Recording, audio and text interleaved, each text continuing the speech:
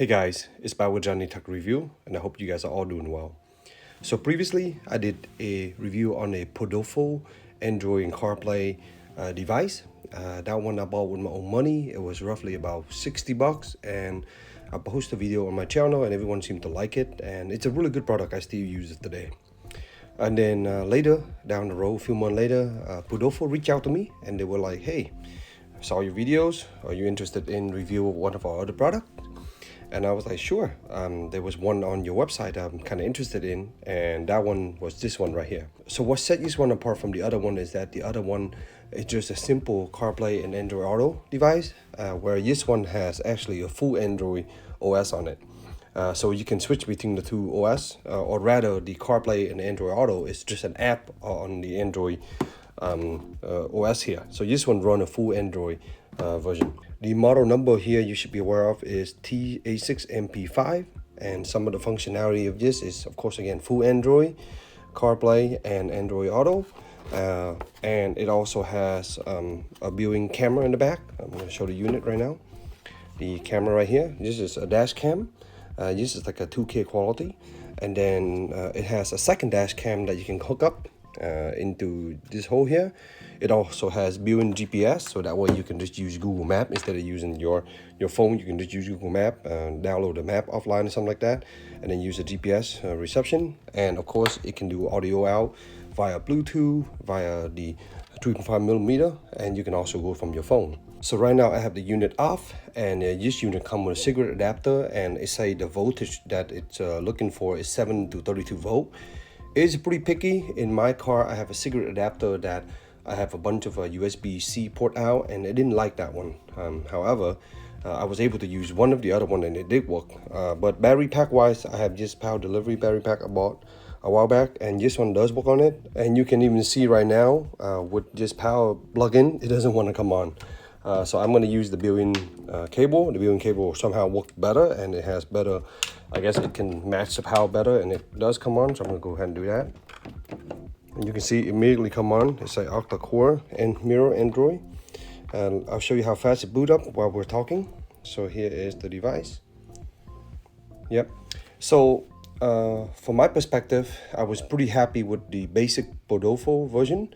And this one is extra and fancy, and it does one thing which is split screen, and I wanted to kind of experience that, but I didn't really want to go out and buy a new unit. And of course they offered it to me, so I was like, yeah, why not? Let me test out that feature, see how good it can be with Android on top of running everything, right?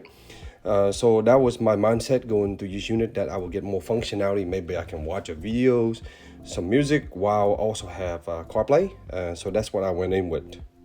So compared to just the basic Podofo, which takes what, 8-10 seconds. So that's your first downside. Remember, this is in your car, so it's always going to be going off when you turn it off and come on when you turn it on. So that's one issue that you have to deal with. So here's the interface of it. Pretty simple. At the top you have the FM. Right now it's saying FM on or off for the transmission. If you want to do audio, that there's a little icon here for the GPS, and of course currently the GPS is not plugged in, so it's off. Just to keep in mind, in my car, I didn't really want to permanently mount this because it was just a review. So I put this in the corner of the windshield, just kind of hold it down and then plug it in. And after about 2 to 3 minutes, it was able to acquire 15-20 satellite pretty easy while on the road. So no problem at all. I think the GPS unit worked well. If you properly mount it, and usually they do it in the middle, in the corner, that works well. And you just have to route the cable. The cable for the GPS is roughly about 6 feet. It's not very long, so keep that in mind. They have to be near the unit. But here is the interface, and if you want to go into Android, let's go here, go to setting. That's not the setting, but here's the setting. You go to the app list. There's an actual Android setting. This is the typical Android setting. You can see here, go all the way to the bottom, about device. You can see what version this is running. 4 gigs of RAM. It's running Android 13 here, as you can see. Yep, it has a 64 gig built-in space, and then I also added a memory card. Here's storage. Yep, there is the 64 gig of internal storage, and I also have a 64 gig SD card that's used for recording, and it's right here. There's a slot right for it. Yeah, works pretty well. Camera. So when you turn it on like this, and the moment it come on, it automatically started recording the dash cam. If you have a second camera hookup, which they do provide in this kit, but I did not install it, again, just temporary, it does work, and it kind of record 2 video at one kind of split screen. So that functionality work, and I'll show some overlay video of that so you guys can see. Other than that, the unit is pretty responsive. There's an app switcher here, and that's how it took me a while to figure this out with the app switcher. But let me just show you the split screen, and I'll put some overlay of the Apple CarPlay and other split screen. But yeah, you can move just, for example, to your side like this, and you can hold it and you drop it, and that will be half of that side. And then on the other side, you can do something else, for example, CarLink. So this is the CarPlay. So there you go. You can have the split screen, and you can kind of resize it to different level. I think the biggest issues with this unit right now is the limiting 4 GB of RAM. Honestly, Android require a lot of resource here, and the 4 GB RAM kind of limited, so it become a little bit stuttered. If you're just using CarPlay and just one app, it's pretty good. But if you're trying to split screen, it's pretty laggy. And to be honest, when I tried to split screen, the one use case that I have was with CarPlay on one side, and on the other side, and either Google Map or just put on a video or something like that. It become pretty laggy, and the resolution, of course, with this screen, it doesn't split perfectly, so you kind of get weird swishy effect. I'll show some video of that. But honestly, that's basically this unit. Yes, it is a full Android. You can run basically any Android app from the Google App Store, which works fine. You can pair this to your phone to get Wi-Fi while you're on the road, so that works, right? The nice thing about this, I would say, is that if you are on the pinch and you just want to go ahead, or on the pinch with data, or you just want to go ahead and have offline map, you can make sure when you have Wi-Fi, connect to Google Map, and then just get the full map download offline, and then you can use this GPS without using your phone, free up your phone. But yeah, if you want to just use CarPlay or Android Auto, that also works fine. But again, as a combination and trying to do split screen, I wouldn't recommend this unit. It's not that good. Now, if you're looking for a dash cam, this is also a good unit with 2 cameras if you're willing to mount the one in the back.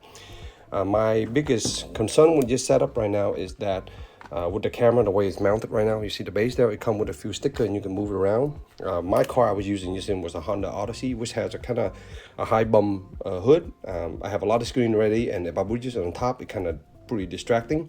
But that's why you will need to mount it if you want to use the dash cam unit. So keep in mind when you're buying a unit like this, with a dash cam camera, you just need to make sure that you have a good clear space on your dash that just can sit still there, and it doesn't distract you from driving or get in your way of looking your point of view. Any other issues? Yeah, I mean, I think no really any issues. I think everything works pretty well. 2 major heat sinks in the back, that produce a lot of heat. Actually, we're really using it on for a while.